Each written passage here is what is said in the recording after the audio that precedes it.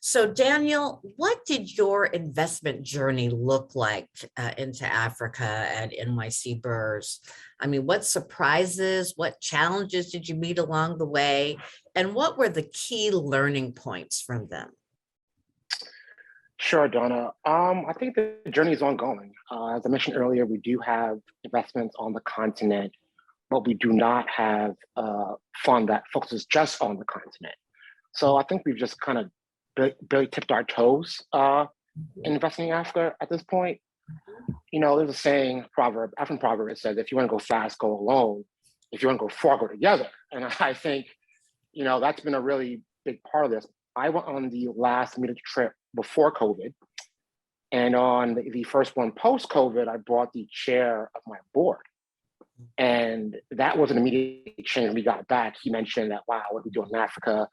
And the trip that's going on next week, I'm bringing another one of our SPD members with me. So getting more momentum to do this. In NAF's National Convention in Chicago, my consultant came to the Africa and Emerging Market Summit, getting them more involved. So you got to get more people together. I think that's one of the biggest challenges, is kind of disputing this notion that this is this huge risk in Africa.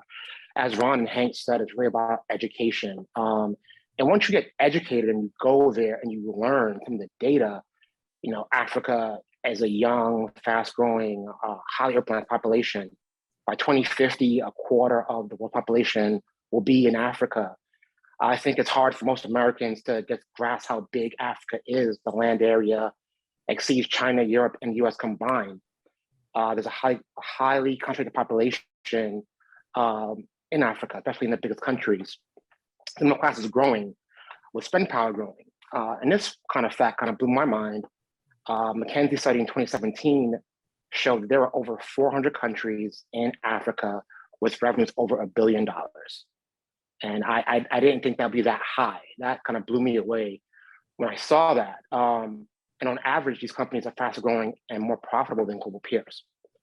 Mm-hmm. Given population in Africa, there's more room for these companies. Africa has the second largest, biggest telecom market in the world. I didn't realize that.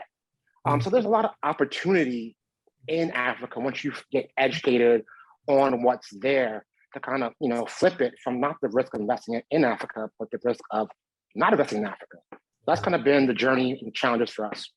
Yeah, thank you, Daniel. That was great. I mean, 400 companies with over $1 billion. I mean, most people, when they think of Africa, they wouldn't think of that statistic. And so thanks for pointing that and others out.